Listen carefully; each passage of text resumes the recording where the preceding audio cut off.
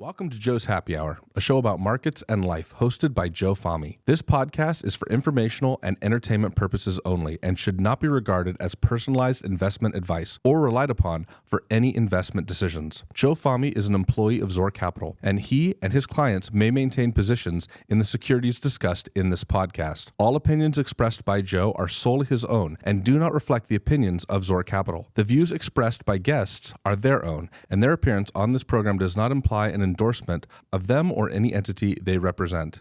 Thank you and enjoy the show. Mike Webster, welcome. Oh, is that me? That's me. It's great to see you, my friend. Oh, thanks for having me back, man. It was just like 2 minutes ago I was here. You did my podcast before, which was one of the highest rated ones, by the way, so thank you. Oh, you're welcome. I did your podcast. We've done IBD Live together. But you always put a smile on my face, so it's great. It's great to see you.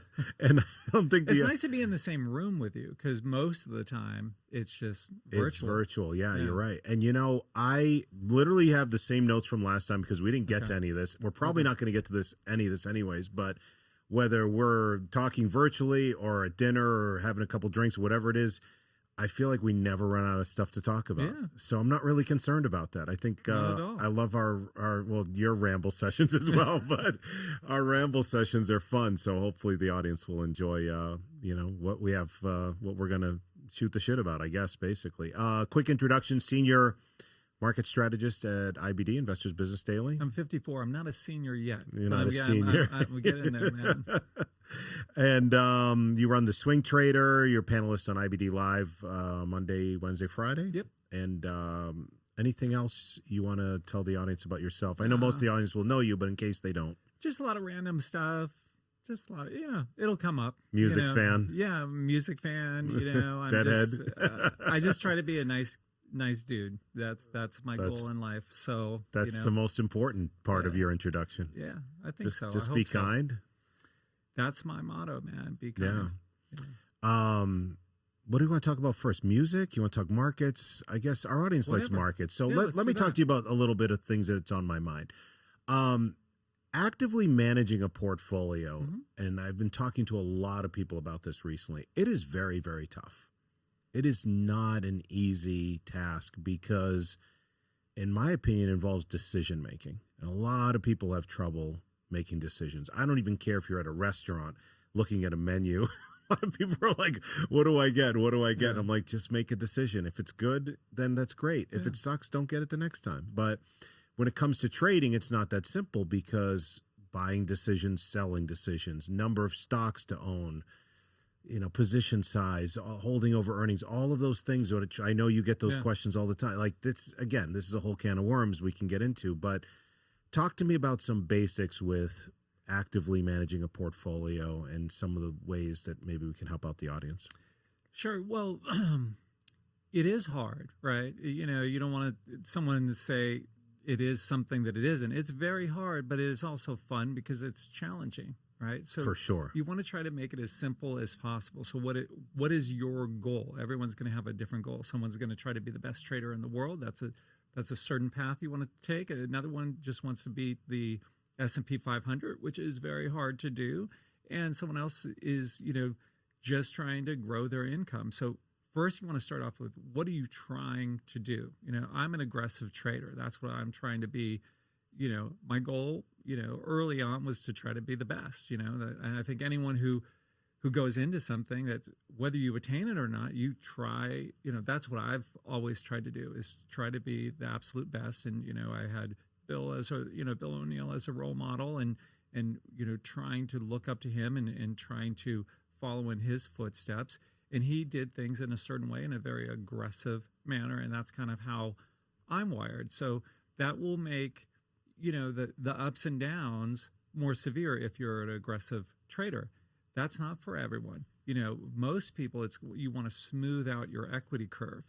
So I would say for the average person, unless you're trying to really be, really make this your career and really try to hit it out of the park, the average person, just start with the very basics. Start with your equity curve, which is just your account value adjusted for any money flows. So if you can have an account where you don't have any money going in or out, that makes it easier. But if you have money flows meaning you're taking some money out. Deposits, withdrawals, pay bills. You need to whatever, adjust for that. And it's easy. Just Google it and you can just put it in a spreadsheet of how to do that. But just look at your account value. And that's what we do with, like with the IBD swing trader that I run with Justin, is he'll create the equity curve for us. And then I'll make the decisions of what goes on, what goes off, how much we buy of things based on what that equity curve is doing. So I'll put moving averages on that. So if you're trying to grow your account, the easiest thing is to look at your account first before you're deciding what sectors am I going to be in, how deep am I going to be in, where am I going to buy, or where am I going to sell. It's really start with a very basic of what is your account doing and are you happy with it? So I like, for a swing trading standpoint, I like looking at my 10-day and my 21-day moving average of my equity curve.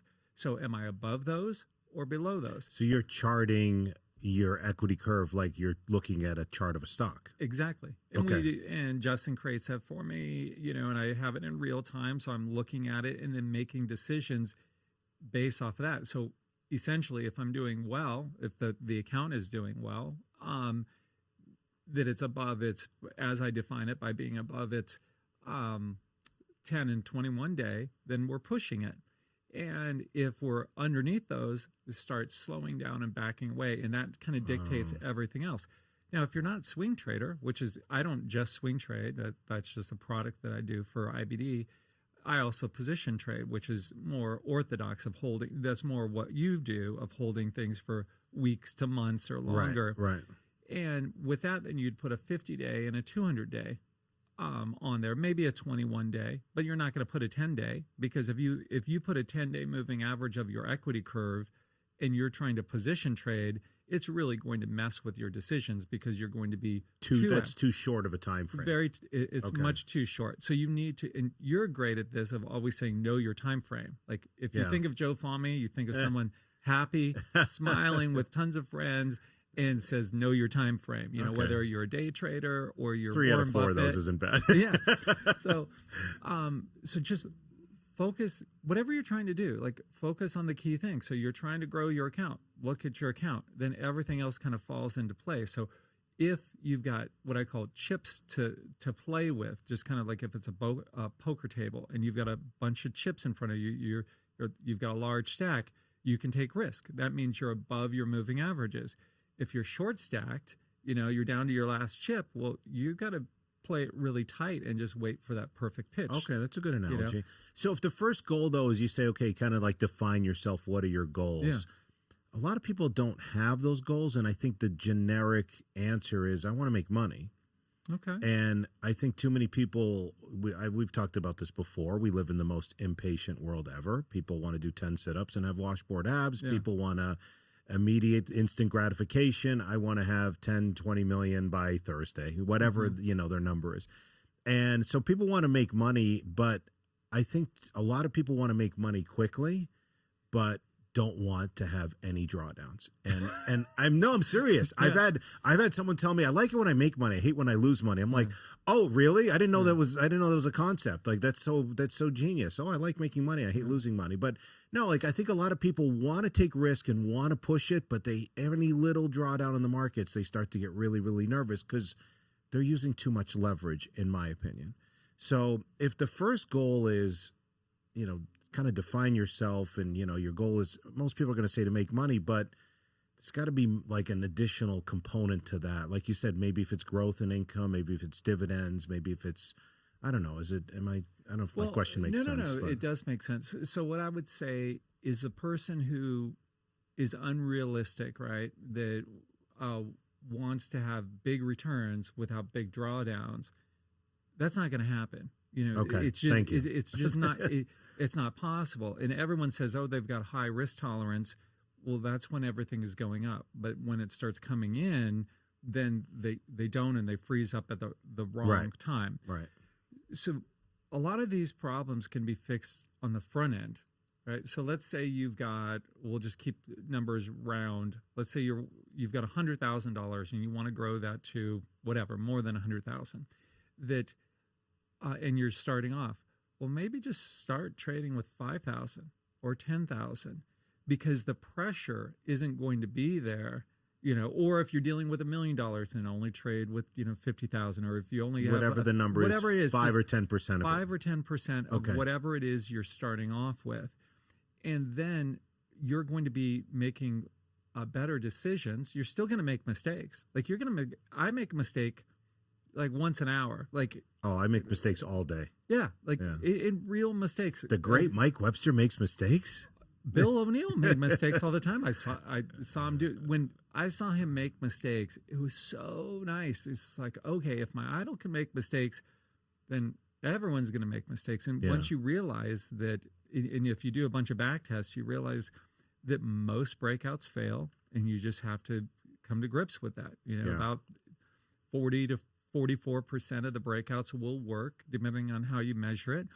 And that means the more are going to fail than work. And so your goal is to just try to let the winners run, as everyone says, and cut your losses. Which sounds great in theory, but is very difficult to execute.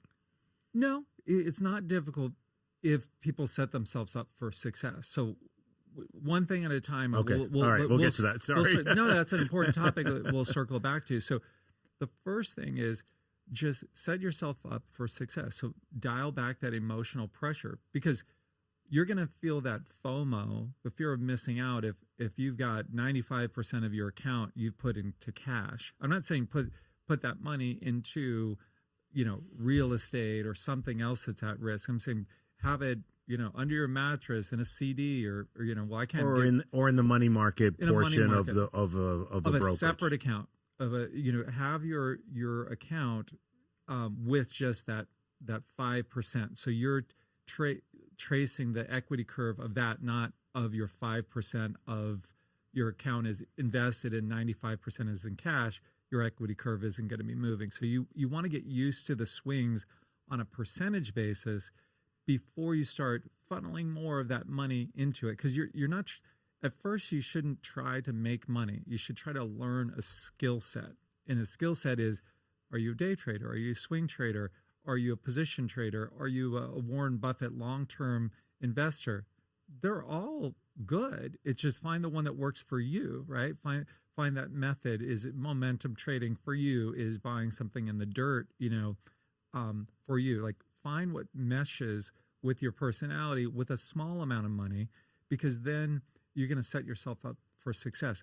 As you start proving yourself slowly, not all at once, slowly start putting the money in. And I would suggest to people, go through that period where you think you're a genius and you've figured it all out, and you listen to this Webby dude who said, to not put all this money in, and you never should have done that, because now you'd be, the $20 million, you would have made.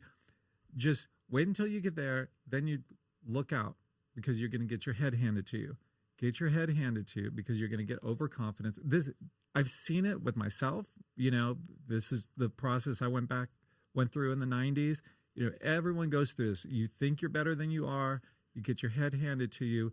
Then wait until you recover all the way back up to your new highs without putting more money in. Prove to yourself that you've been able to do it. Then at that point, start putting some of that 95% of cash that you had to work in that account, because now you've learned a skill set. You've learned that you've been able to make money. You've lost money, but been able to recover all of that. Don't, blow up your account and then just go, okay, I'll just fund it some more. Don't blow up your account. Have rules for that. Say your max drawdown is going to be X percent. Always think in terms of percent rather than dollars, Right. I think that would help. I'm not an investment advisor, so this is an Of investment course. advice, and don't come after me It's with the all that disclaimer stuff. in the beginning of this, so hopefully everyone knows that. There was another question you had, and I forget. I said I'd circle back to. Oh, about letting that, I don't want to say cliche, but that's saying letting your winners run and cutting your losses. I mean, everyone has heard that. Yeah. But the reason I say it's difficult, because I talk to people, and I think sometimes when someone has a gain, they're so nervous they don't want to lose it, so they won't let their winners run and be quick to take a gain. And then with a loss, it's finality, and it sucks, and it's defeating. I think with selling, which we can get into as well, it's hard for a lot of people because you're selling in one of two ways. If you have a profit and you have a gain, a lot of people don't want to take that gain because of fear that what if this is the next Amazon? What if this is the next Apple? And then on the way down, when you sell at a loss, it's finality, it's taking a loss, and what if it turns around on me? And that's what I find to be the two most common things I hear consistently. I don't want to take a profit because what if it goes higher? And I don't want to take a loss because what if it turns around on me? Or I bought the stock at 50. It was at, I think it can double from here, but it's at 52 and I took a profit because I got so nervous because I've never seen a profit before and I just wanted to take it. So all of those mess with your psychology and mess with your mind, where it's actually really great what you said. I love that line. Don't focus on making money. Focus on developing a skill set. Yeah, that was really cool. I like that. Well, thank you. So there's two sides of it, right? And you were exactly right. There's and it's all emotion based. Because if you program this out, the computer doesn't have any emotions, right? It just says, okay, well, I'm down 5%, so I have to sell. Yeah. And they don't care. But you're right. As a person, goes down 5%, 8%, 3%, pick your number, I do things in ATRs now, average true range, 1 ATR, 2 ATRs, whatever, pick your amount, and they will come back. Most of them are going to come back. That means you're a good stock picker, right? You picked the right stock, but your timing was off or the market was off. You're trying to manage your risk. If you just, every time you buy something, you just hold and wait for it to be up 20% plus before you sell it. Well, that's unrealistic because that's just not the way the market works, which goes to another point of you've got to study the market history so you understand the skill set. Don't just look at the current market. You've got to go back in time. But circling back to the 2 points, so you've got your sells, they're cutting losses, and then the ones that are gains. Cutting losses should be the easiest for everyone. Just put a stop loss in before when you go to buy a stock. Know where your exit is at all times based on your strategy. So if I'm swing trading, my average loss is going to be about 3 to 4% for my max loss. If you're position trading, it's going to be more like 7 or 8%. Some people let it go to 10%. Nothing wrong with that if that's your style. Don't change it midway. Don't say I'm going into this as a swing trade with 3%. Now. Well, I'll let it go to 10%. Know ahead of time. And the easiest way is to look at it on the chart and say, okay, if I'm buying it here, where do I know that it's wrong? And if it does this on the chart, then back into the math and go, okay, well, I won't know that I'm wrong until I'm down 20%. Well, I'm not going to take that trade because if you study history, you'll know when a chart is broken. You have to put in the work. It's like you always joke about with your working out thing. It's like you can't expect to look like David Goggins, but sit at home and eat Cheetos all night, right? It's just so much easier to eat Cheetos than to work. I ain't jogging. No, I know. So you just have to put in the work, look at charts, understand what a broken chart looks like and what a chart looks like when it's starting to break in that inflection point where you should be able to know this is not normal. This is normal. This is not normal. I call it normal versus abnormal. Now that's on the selling. There's also like kind of a time-based thing where you buy it at $100 and maybe on day one, you're going to let, for day 1 and 2, you're going to let that come all the way into $95. But on day, a couple of days longer, you're going to raise that stop up based off of time. So it's kind of a sliding thing. So like what I like to use is start off on the first day and give it 1 ATR, meaning if it normally travels from its high to low, let's say 5% in a given day, that I will let it go down max of 5%. That's its average on day 1. Day 2, set 0.75 of that ATR. The next day, half an ATR. By the time that you've held it for 5 days, your stop loss is at break even. So it's a timed based one because it means if it stops you out that way, your timing was wrong. And you just have to realize, okay, I can buy that stock back. And I do that all the time. And most people feel very uncomfortable buying a stock at 100, selling it at 95, and now it's set back up perfectly at 102 and not buying it. That doesn't bother me at all, like not even a little bit. And you have to get, it bothered me a lot early on, but you have to get over that hurdle. Right. Of just, that was in the past. You made that decision, good or bad. And, every trade that you make money on doesn't mean it was a good trade. And every trade that you lose money on doesn't mean it was a bad trade. It was just That's a good point. the way we're in Vegas. It's just like if you're playing blackjack, if you were to have 19 and you hit on it and you get a 2, was that good? Or did you just get lucky? Right. So, so I think these things are easy. So on the sell side, you have your stop losses, and there's other things that you would use, obviously other techniques.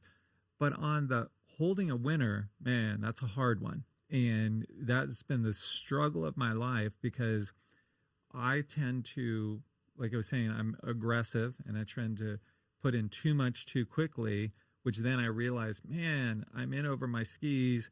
The stock is wobbling. I need to back out, and I back out too much. So I went and studied that problem and said, there's got to be a better way.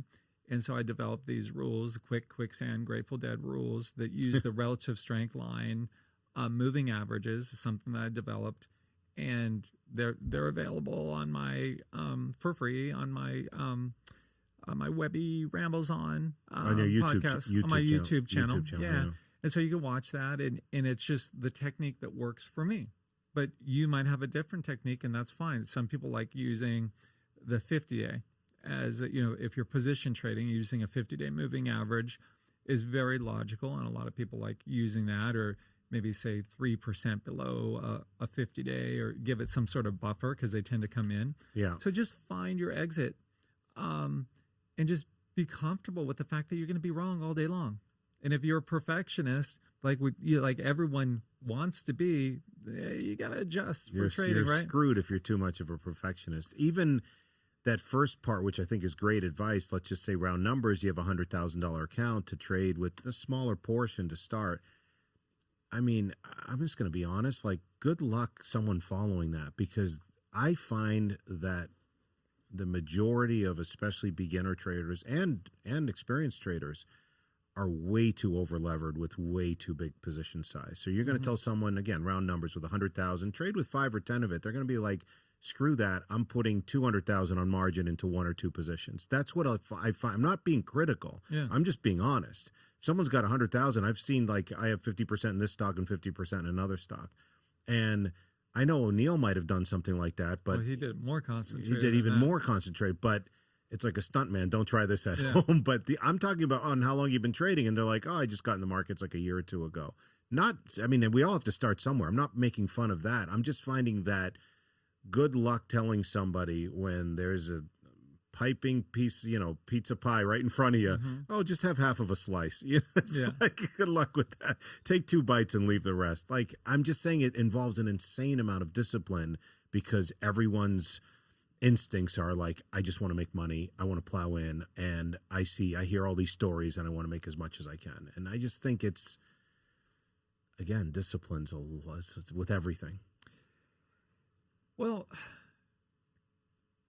those are real problems that you bring up, and so that's why I say don't have it in your own account for that temptation. You've got to be willing to just dial that back down, so you can be in 2 stocks, 50% in each stock.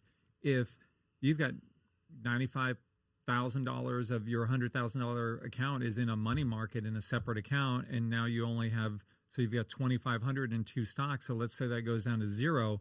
Emotionally, that's not going to impact you that much. Now, It's also not going to impact you that much if that doubles. You're going to be like, oh, well, that was stupid. Now I may turn my 5,000 into 10,000, but you're learning a skill set. There's a time and a place for everything. It's unrealistic. It's like if someone was learning how to play, I don't know, any sport. Like, let's say, they were learning how to golf, and you go out golfing for the first time. You go to the driving range. You go, okay, well, I'm going to be in the Masters next year. Well, no, you're not. It's going to take it's going to take decades. So you need to be honest with yourself of what is your skill set, what is your skill level, and trade accordingly.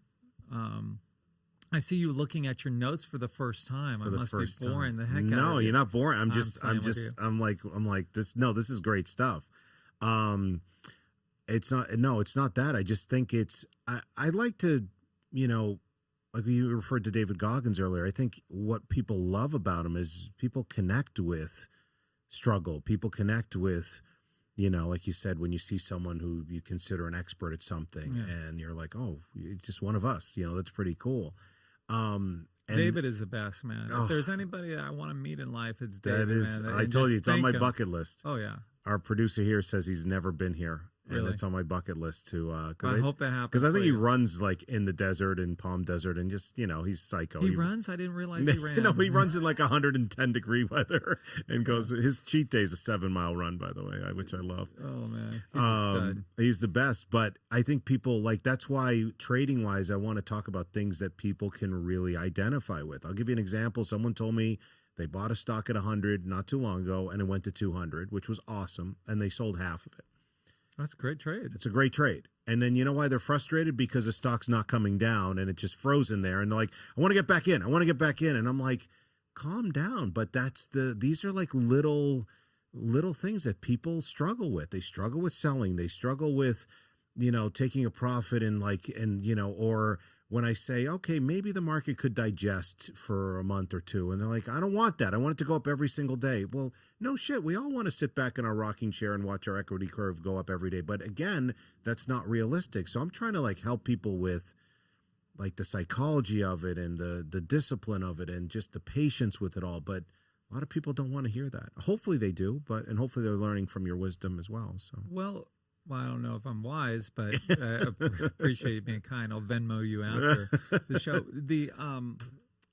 I think people would benefit from studying history. If there was an easier answer, I wouldn't have studied history of the market as much as I have. I mean, that's what I've done for decades, is just gone back and studied what has actually happened in the market. And so if you see a stock goes from 100 to 200 and is holding in, and that person's frustrating, well, I would be looking at that. I'm thinking, what stock is that? Because I might want to buy it now. Because if something's gone up that much, it's telling you that, and it hasn't given it back. There's something special. That's in a pattern that we call a high tide flag, where you have a rapid advance.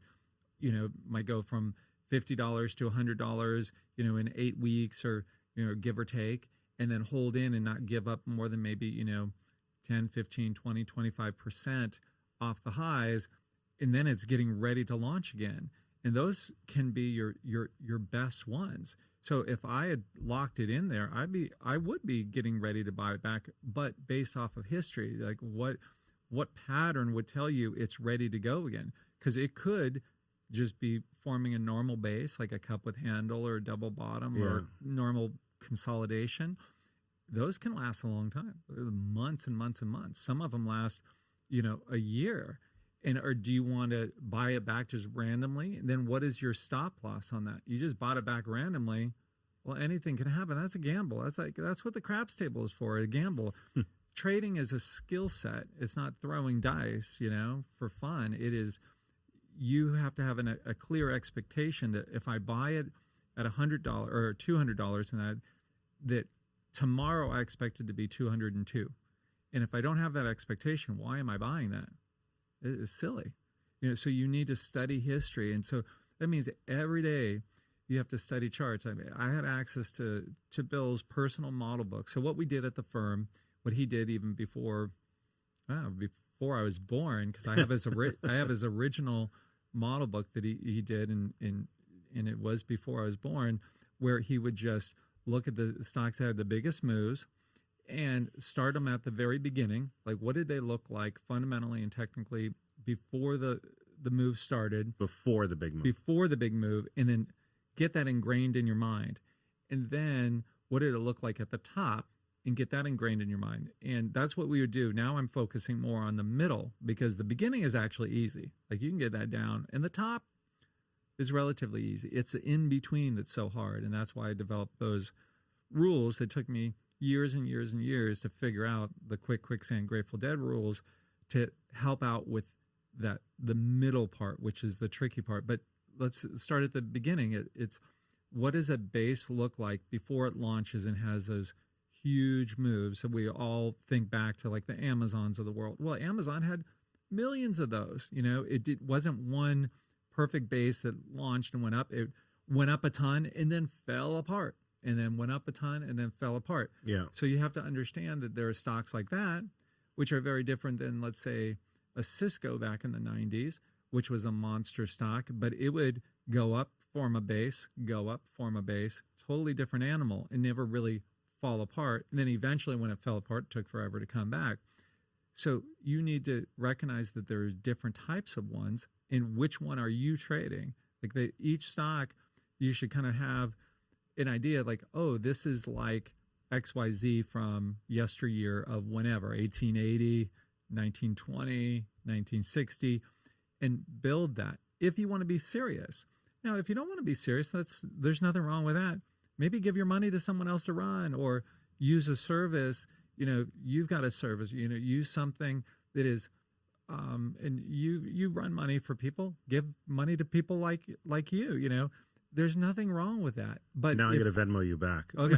if you're serious about it, yeah, then you got to put in the time. And so I had access to those books, and every day, even though I didn't have the time, I would sit there and, well, I built a lot of those, but then I, tons of his model books, but I had access to his ones that from before I was ever there, and with all of his markings on there. And I would just study them with a magnifying glass, and I'd sit there like this. I've got really terrible eyes, and he would have all his markings on there. And I would spend a half an hour to 45 minutes a day, every day for years, just learning from him of how he did it. And then I would start looking at it from my own lens, after a while.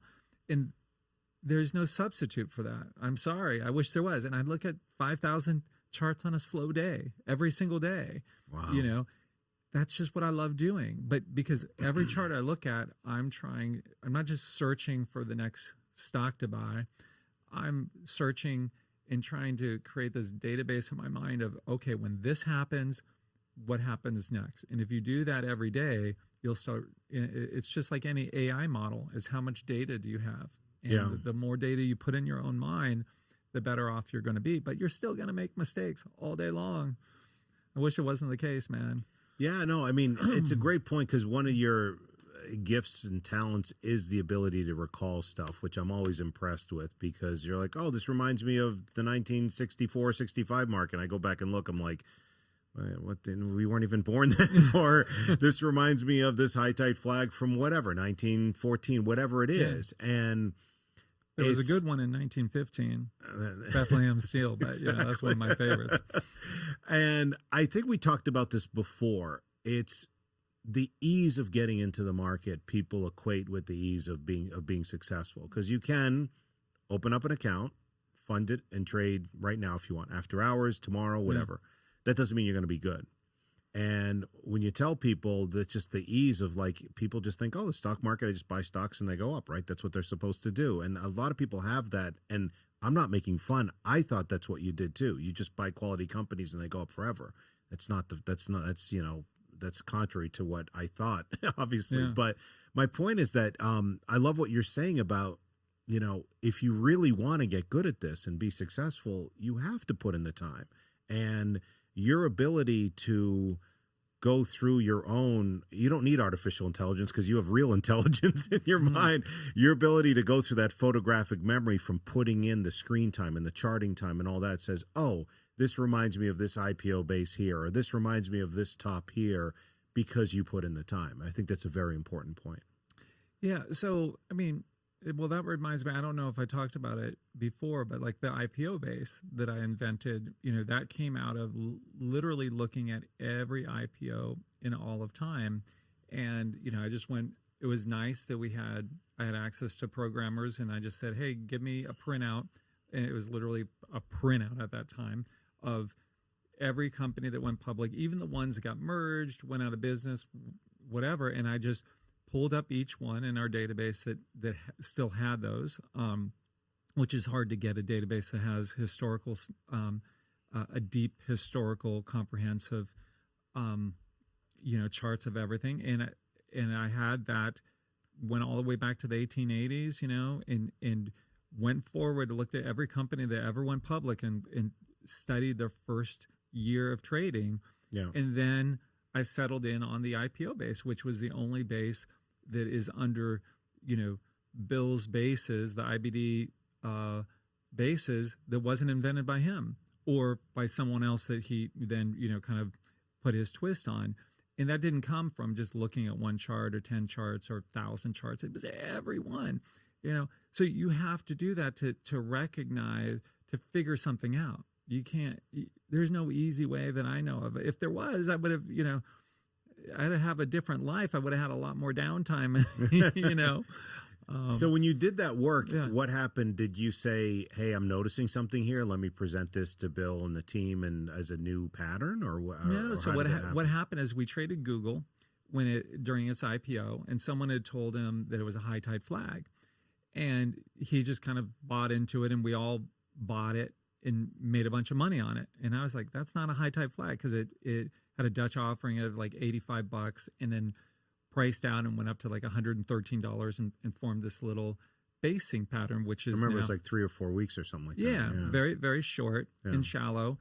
And we made all this money off of it. And he was very much a rules guy. Like, he was very rigid with things, but yet he was saying that this was a high tide flag. In Bill's mind, a high tide flag had to have a prior advance of 100%. Well, last time I checked, I'm not a mathematician or a genius, but from 85 to 113 is not 100%. 100%, right? I'm very OCD, and I don't need a calculator to do that either. Yeah, right. And I'm like, wait, that's not 100%. But normally, if I gave him a high tide flag that was 99%, he would say rules. It's got to be 100%. So those things didn't connect for me, and I'm like, I wasn't trying to prove a point. We all made money in it, and we all bought it. But meaning all the PMs at the firm. Yeah. And I just didn't want to miss the next one. I was just obsessed. I become very obsessive with things, and I was like, there's going to be another Google that comes along, and I want to make sure that I capture it, because that time Bill might say, we can't trade that stock because he would call them a nothing. If it wasn't one of his patterns, he would refer to it as a nothing, and we were not allowed to trade nothings. So it was kind of for selfish reasons. I wanted to be able to trade it in the firm account, and we couldn't trade it in the firm account unless it was on our institutional buy list, which I ran with him, put names on and off. And so it was really just because I created that IPO base because I wanted to be able to trade the next IPO. I didn't want to just hope that someone would give him this silly line that was a high tide flag and that he was just too busy to do the math or something, or maybe he just saw something that said, "Oh yeah, I'll go ahead and buy this nothing right now." And we made a ton off of it. It was a great trade, but I just didn't want to chance it, And so that's what people have to do, is like find your own IPO base. What is it that it might be a topping pattern that you see, or something around earnings. Like, there's something now that we've got this Reg FD that's gone on that basically that's why all the earnings gap up and gap down. Back in history, that did not happen because all that information was already out in the market, and people knew that, and it was in the chart. So that was a stock going into earnings that we're going to report good numbers. It was already under accumulation, and it'd be rounding out the right side of a base. Okay. But now it's just, we're in earnings season right now, and it's like you get gap ups, gap downs, and because everyone's getting that same information at the same time. Instantly, it's now worth 20% more or down 20%. So I want to try to figure out a way to deal with earnings. I haven't figured that out yet. So that's on my list to do. Have you figured that out? Please tell me you have. No, prayer. Isn't that a strategy?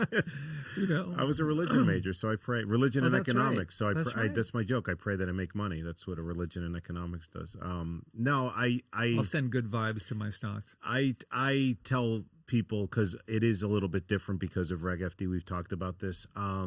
Just take a size. I'm always thinking defense. I don't want to think negatively, but take a size that if it gaps down 20%, you can live with. Yeah. That's all. So if it's a 2% position and it gaps down 20% and hits you, whatever, 40 basis points, if you can live with that or whatever the math is. Did I do the math right? Yeah. Probably. Yeah. Yeah. So how I kind of look at it, and I think that makes sense, and that's a good, simple way of looking at it. I will look at the history of the stock pretty much for the last 2 years, and I'll look at the biggest daily moves that it's had on a percentage basis over that last 2 years, and then let's say biggest move it had, and they tend to be on earnings days, but they don't always have to be. Let's say it's a 20% move. I'll say, well, I expect it to be worst case scenario, because I'm always thinking worst case, 50% more than that. So, a 30% move, right? And then can my account handle that? Can my psyche handle a 30% hit? And if it can't, then dial that back or just sell the whole position before earnings, And there's obviously, I have buddies who do a lot with the options, around earnings. That's just not my thing. I don't have anything against it. It's just I don't really trade options much because that's a skill set that I'm not great at. And so I'm not going to put a lot of my capital into that until I'm very good at that. And frankly, just haven't had the time, and there's so many people who are so good at options.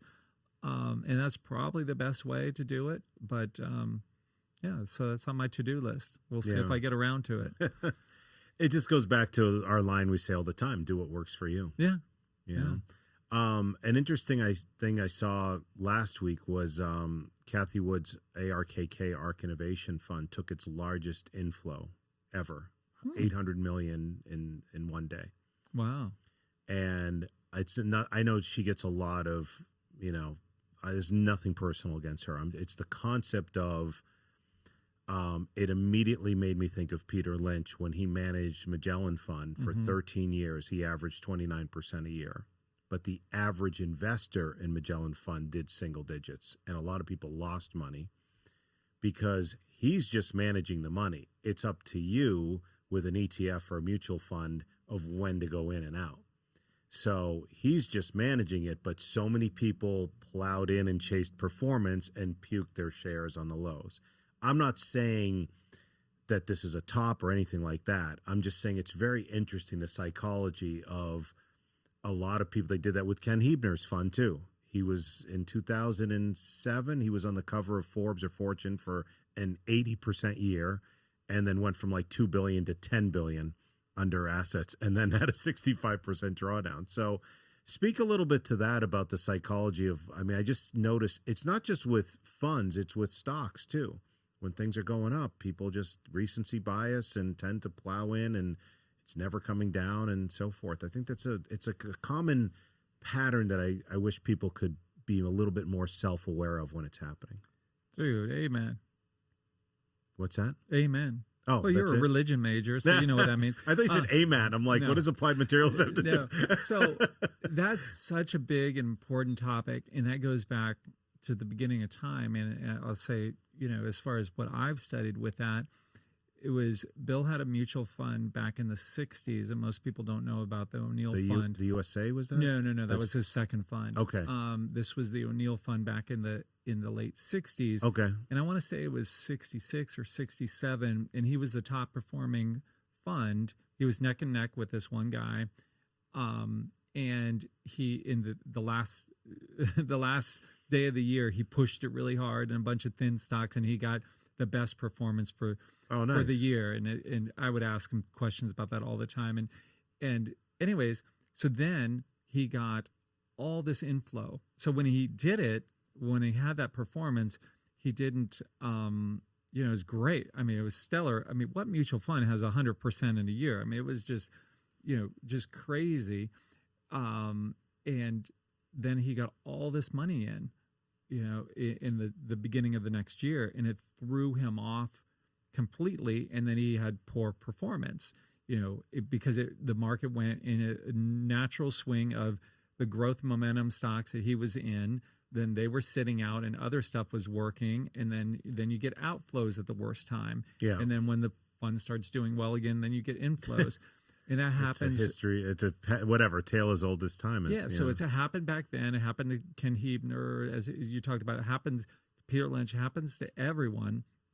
And as PMs, it would happen the same way.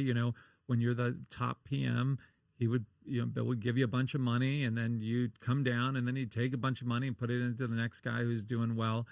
And I think that's the complete wrong way of doing it. You want to do very gradual, because of that recency bias that you talked about, and just go, okay, actually, if someone's at their, is coming down, that's really when you want to give them money. And maybe when they're at their peak, if you've got to take money out, that's when you're doing the complete opposite. Or from a PM standpoint, money flows just mess with your psychology. Inflows mess with your psychology as much as outflows, and I love inflows. I hate outflows. Inflows big inflows will mess with you too. I remember one time when Bill gave me a big chunk one time, because he would always do it kind of gradually. He'd say, Mike, I'm giving you 500,000, or I'm giving you $1 million, or whatever.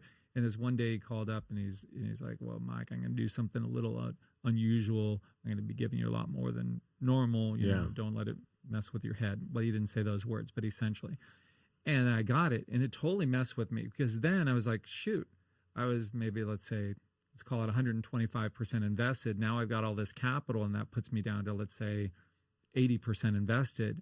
And now I'm very particular with how deep in the market I am. Like that's my starting point for everything.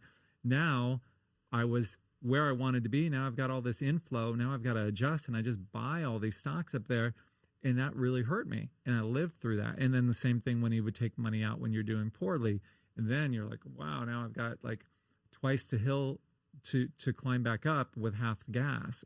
And so whoever's doing money flows, whether you're a PM controlling it for other PMs, have it very methodical. And let everyone know, okay, we're going to only do 10% money flows here or there. Or if you're a person, as most people who are listening to, don't put big chunks in someone who just had a really hot year. Put small chunks. And if someone is having a tough time, don't take out all the money. Just take out the small amounts. With great money managers, you should add on the lows or add after drawdowns. But really should. People don't do it. But it's, again, recency bias. Yeah. It's no different than sports. You could make the playoffs 3 years in a row and win whatever championship, and then you don't make the playoffs the next year. You suck. You're fired. Yeah. It's the punching bag, thankless portion of it's just welcome to Wall Street, man. It sucks. Literally, well, that's when anything in sports, it's performance, and in managing money, it's performance. Yeah. So you better perform consistently, and that's why some of the best get paid, because of their consistency. We've talked about this with the Paul Tudor Jones and the Druckenmillers, just positive every year and just great numbers. And that's not easy, and that's why there's very few have done that. That's why O'Neill, and that's why they're revered. Why they're the best. That's why they're considered some of the best. But again, just like I say, you have a bunch of money and trade with a little bit, and someone's doing well, just don't give them too much. It goes back to discipline and emotional control with everything, because, again, not easy, because we're human.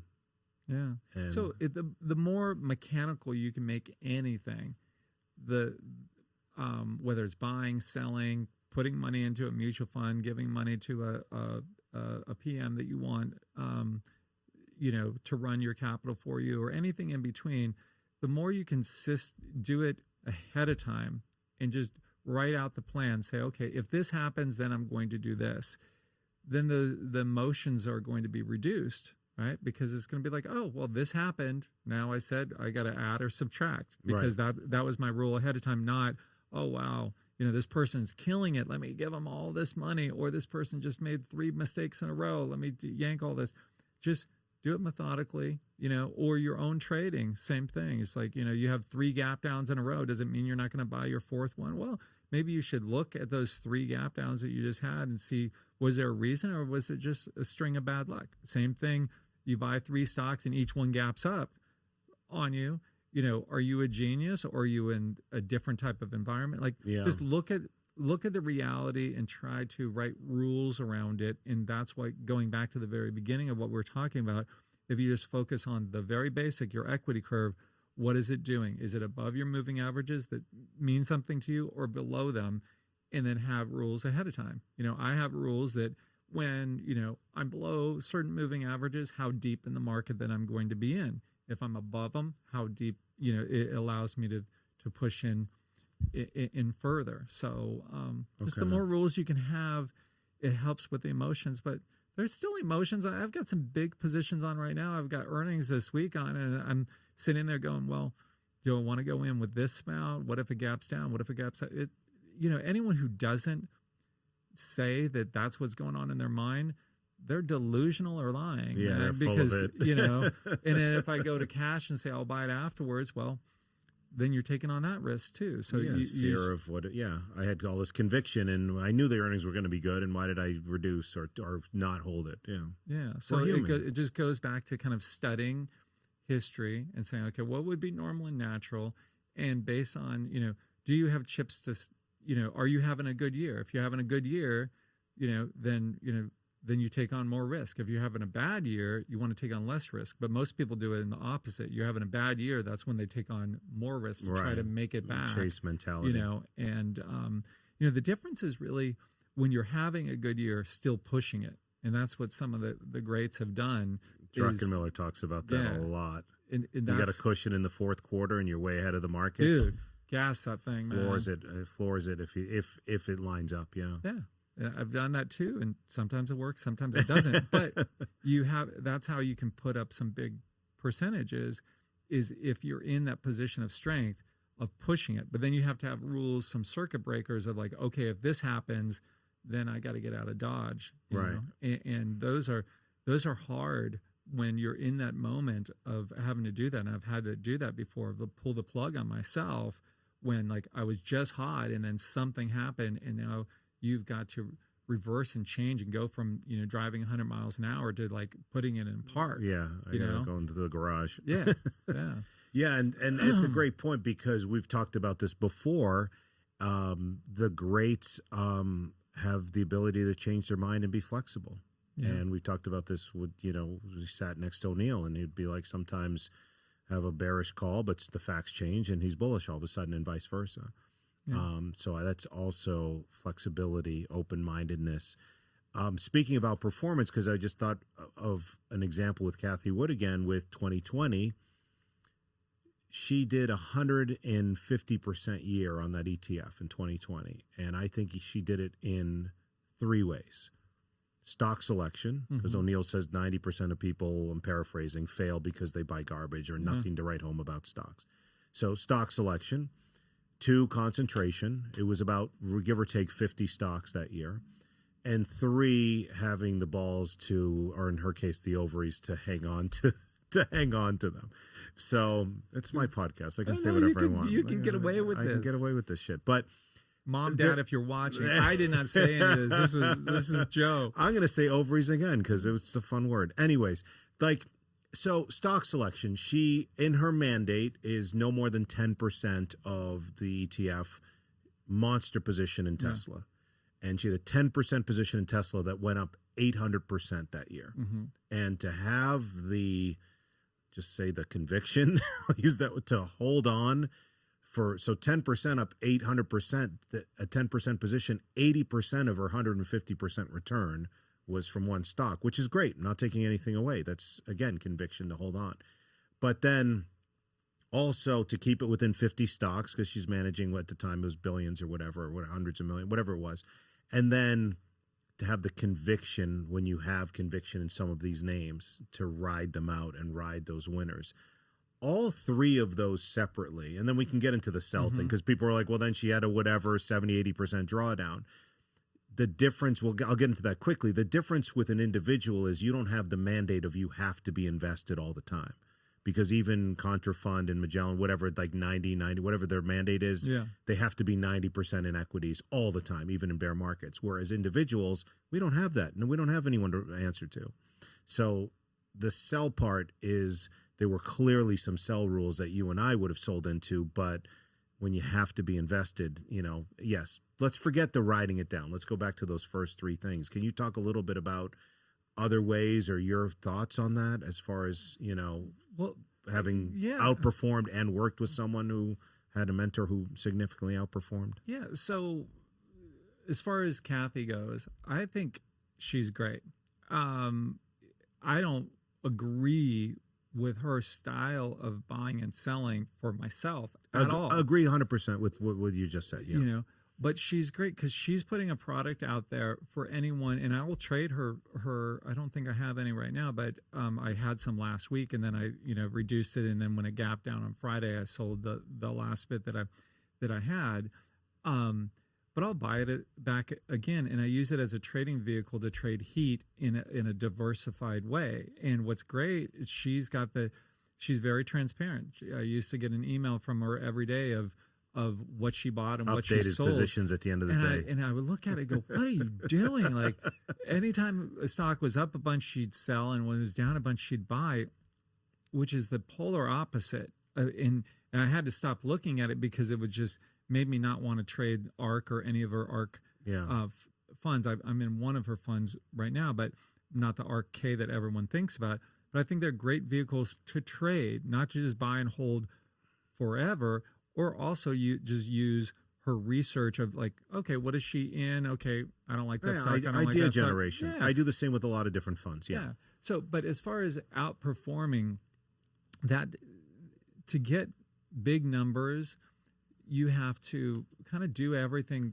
You have to be obsessive, and you have to do everything kind of right and be in the zone. And you've got to protect yourself when you're in that zone, because once you're out of that zone, it's hard to get back in that zone. I've been in the zone, out of the zone, trying to get back in the zone, and everything in between.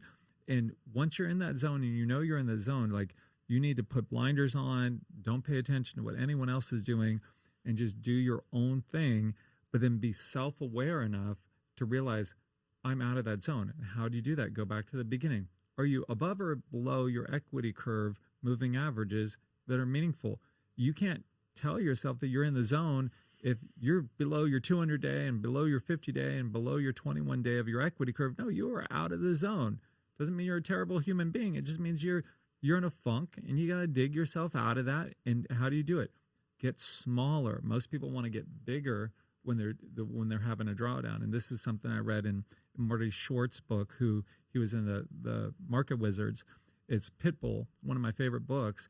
And there's a little line in there, was essentially when he was having a tough time in the market, which we all do. Anyone who trades and says they've never had tough times, they're full of it. They're full of it. I get it. That he would just get small, and you have to build your confidence back up. You got to put 2 or 3 good trades on together in a row, and then it's like, oh, by the way, it doesn't take that much. No, it doesn't. Sometimes 1 or 2 good trades doesn't take that much to turn that confidence around. But please go ahead. Yeah, you can regain your confidence in a blink of an eye, really. And then that's what you need, because it's a confidence game that you are trading. And if you don't have confidence, you're not going to trade well. If you've got confidence, you've got a shot. It's still a hard game, right? Yeah. It doesn't mean that you're going to print money. But when you lose your confidence, and I've lost my confidence many times over my career, and that's a terrible place to be. And so then once you're there, you never want to go back there again. So you want to protect that at all costs. How did you get out of it? Or what are some grinding? Now, I've gotten out of it in all sorts of ways. The right way to do it is to get small. Okay. And I was hoping you'd say heavy drug use, but that's not. No, that's not. I did used to drink a lot, but I'm not. Whatever people want to do, Right. So small and grind. Small and grind. Like, get down to where you're just trading less than 1% positions, meaning you got $100,000, maybe you're trading $250 in a stock. It's not about trying to make money or even move the needle. You're just trying to tell yourself that you know how to buy a stock right. And then as you start building that back, you build your confidence back, then before you know it, you're just building that momentum. You're building that momentum of your own psyche. And then you're hot. Then you'll get even hotter than you were before. And I've been through that since the 90s, and I saw that with everyone. I saw it with Bill, I worked with a lot of great PMs over the years, seeing a lot of people hot and a lot of people cold. And almost everyone I've ever worked with, I've seen them hot and I've seen them cold, all of them. And you learn from everyone. You learn, you say, oh, that guy was cold, now he's hot. What did he do? How did he really approach that? and just kind of try to learn from everybody around you, you know. But really getting small and then building that confidence and being, for me, it would always be about more rules. Like that was I have binders full of rules, and they're all basically the same, you know, cut your loss and let your profit run. Like that's, you know, like it's that simple, but I've got them a million different ways, because for me, my confidence would come from having rules that like, oh, okay, when this happens, I should cut, or when this happens, I should increase. And then that'll give you your confidence to, you know, to get back where you need to go and get back on that path, man. No, that's great. That's great stuff. In the few minutes we have left, sure. I'd love to talk about the personal side of Mike Webster with your journey. Congratulations on not only losing weight, but keeping it off. Yeah. It's kind of like making profits, but keeping them. It's you lost the weight and kept it off. So thank you. Congrats. Well, it's That's not awesome. easy, and it's not easy. Talk a little bit about that and how much the health has affected you positively and the mentality and all that stuff. Well, thanks for bringing that up, and I appreciate it. So I'd gotten really big, you know, and there's lots of reasons behind it, but, you know, in a nutshell, I'm a workaholic, you know, and on top of that, I had 2 dogs, Georgia and Violet, who were in a really bad health. And so at my house, it was like a hospice. Like it was like 24/7 care that we were giving them. So I was not sleeping. Oh, so you didn't get much sleep. Oh no. Like we were up all night with them, you know, and the vets wanted us to put them down, and I refused. You know, they were my babies. And so anyways, to make a long story short, that on top of being a workaholic, you know, and having terrible eating habits, and then, you know, to get to sleep at night, oh, I've got 2 hours worth, you know, to get to sleep, you know, before I have to care for Georgia or Violet, you know, and I drank a bunch, you know, just to get myself to not to go out and party, just to like some way of winding down. Yeah. And then that created just bad habits, and I ballooned up. And one day I was sitting there, and it was right after Georgia had passed, January 20th of 23. And it was at the lowest point in my life. Well, it wasn't the lowest point in my life, but it was the lowest point at that point. And anyways, I was sitting there looking at my phone and scrolling through pictures without my glasses on. And I saw a picture of myself with my better half. And I'm like, what is Wolfie doing here? Wolf Van Halen, who has a few pounds that he could lose. Yeah. But I was looking at it, and then I put on my glasses. I'm like, that's not Wolfie, that's me. And I'm like, I was so disconnected, and I was much bigger than him. And I'm like, what is going on? And I thought, I need to change, because I'm in this grief mode from losing my best friend, my dog, my Saint Bernard, and I've got to be around for my twins. And my son was coming out as March 2nd of 2023, and he was coming out the next day to go see Buddy Guy with me. We were going to go twice. And I said, I've got to change everything. I've got to change everything, because I want to be around for him and my daughter and future grandkids, you know, someday. So you just had an enlightening. It was boom. I don't do things halfway. From that moment, I stopped drinking completely. Haven't had a drop. Will never have another drop. I stopped anything else like Diet Coke. Gluten really doesn't work for me. Okay. Cut everything out. I lost about 80 pounds in a blink of an eye. Wow. Well, didn't feel like it, but I only drink black coffee and water, you know, and I eat healthy, and I go and work out. And I had a couple injuries since, because actually it was the last time I was out in Vegas last year with my son, and we were both working out, and I tried to keep up with him, you know, and we were doing the set, and I injured myself, and then that set me back. So I'm trying to recover. But anyways, you ever had any trading injuries where you throw a monitor and no, tear a shoulder? I've worked with a lot of people that used to throw monitors, throw keyboards, break phones. Not kidding. There was one guy, he had a stack of keyboards, not when he was at O'Neill, at another place, because he'd just break them on bad trades. And I think I'm frankly, and if he's listening, sorry, but that's childish. Like that's silly. Yeah, Like I think I did that can't- once where I slammed my hand, and I think I might have broke my hand from just punching the desk one. That was years ago. Yeah. Okay, it was 2 days ago. No, I'm kidding. It was years ago. You've got to be. Well, that's an important point. That, and I'll just finish up the. Yeah, sorry, I didn't mean to interrupt. No. But I want to touch on that for a second. But the health thing for anyone is you. And I was going to do a podcast on this. Is you got to find out your why, and my why was my kids. Okay. And if you can find out your why, you can have all the motivation. That'll be your fuel to not pick up that drink, or to get yourself out of bed and go for that walk in the morning, or to go to the gym, or not eat that thing that's not good for you. Which I love Cheetos, you know. So it's a daily struggle because I love drinking. I would love to go have a drink, but I know that that's going to just hurt my health, and I'm not going to be around. The potential isn't there. But going to the other thing with trading, like you shouldn't have those emotions. If you're pounding your hand and you're breaking it, or you're breaking keyboards or things like that, that's very childish. Yeah. And you need to. I'm just being honest. No, I said I did it once, and I've not regretted. I'm just like calm the F down. You know. I would see people in the hall all the time. In the hallway at work, just bragging about the stocks that there's the other side too. It's like they're just bragging, and you see it on Twitter or on X all the time of, oh, I'm up X percent, or I'm like, dude, man, just stop. I know, because you're not going to go tell everyone when you're doing so poorly, so don't tell them when you're doing so well. Just keep an even keel. And I would see that with Bill. Like, he was a good role model for that. Like, if I knew what stocks he was in and he had a great day, he wasn't, pounding his chest and saying, I'm great. On his bad days, he might be a little harder to work with, but, there's that balance. And so I always try to not let people be able to read if I'm doing well or poorly. And I've done that for decades, where if you see me, you would have no idea that I'm having the worst year of my life or I'm having the best year of my life.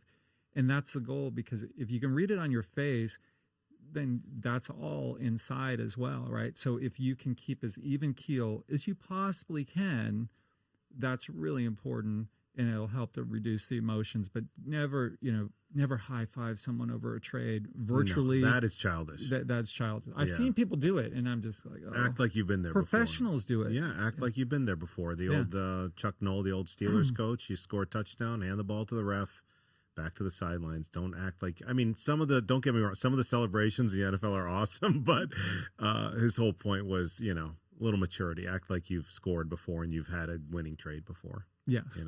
So. I would say that's good. And that there was a Mike Webster before me, who was the center for the Pittsburgh. For the Steelers, Yeah. That's right. That's all I know about football. I feel like, I'm looking at we could probably go on. It's okay. It's all right. Sorry, man. No, it's you knew what you were getting into. We got Joe's more than an hour today. Yeah. No, I know we could go on, and I literally, I only looked down because it was one thing I wanted to remember to ask you, but like, what was that? We got to it, but the health thing I wanted to remember to this is from last time, and I have 2 pages, and there's always next time, brother. I hope this is part 2 of 100 that we get to do. If I can get to Joe Rogan and get 2,500 episodes, I hope you're part of over 100 of them. I'd love that. As a repeat guest. But I can't thank you enough for being not just an amazing friend, but a great mentor. Well, thank you. And as you said, I think the best part of your introduction was just a great guy, kind. I think you take that expression to heart, be kind, because you never know what people are dealing with. And I think I think that pays back to you in great ways. So, thank you, man. That means a lot coming from you. No, but so I appreciate you more than I can put into words, and I'll leave you with any closing thoughts. Well, it's fun having you, seeing you in person. We did, a Webby Rambles On, which is my podcast, which is... please tell us about your podcast as well. Yeah, so I got to plug something. Yeah, I finally have please. something to plug. So it's on YouTube right now, only on YouTube. It's Webby 5150, because I'm a big Van Halen fan. Yeah. On my road trip that I was just on, I did try to drive by the 5150 studios, but I drove all the way there, and then it was like a private road, so I couldn't couldn't go up. I didn't want to get arrested. But so Webby 5150 on YouTube, we got 31 episodes now. They're very long, as you can tell. I think this is my 31st episode here. Really? This is amazing. I high swear. five. We can't high five over a trade, but we can high five over us doing over 30 episodes. It's pretty cool. So, yeah. But go ahead. Sorry. So, no, it's just a lot of fun because it allows me to, if I did them through work, through IBD, then someone would have to edit them, and have to listen to me babble. And I try to just tell them at my own pace. And a lot of it is I'm trying to leave something for my kids and future grandkids to listen to and learn from not just trading, but other things, so that's where the rambles come on. If I think about something, I'll just go off on that tangent. Yeah. And then sometimes I circle back, sometimes I don't. Tangents are great nuggets of wisdom and sometimes, a lot of times. But it's a lot of fun, and I'm really, and it's helping me out too, of knowing that there's stuff out there, because so many people around me that work with me don't even know the things I created or did, because I just, Bill would give me the leeway to build stuff, and give me the program. I was, the head of I was the director of research and development for a while there.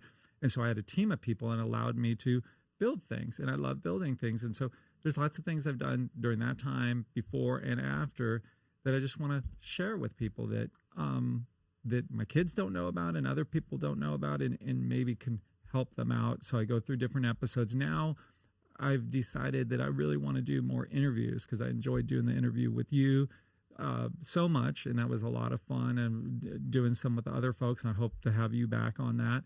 And that's taken up all my free time right now. And so watch them and like and subscribe, people. Yeah, all that good stuff, man. So thanks for having me, brother. Thanks for doing this, and hope we can do it again soon. Yep. Appreciate it.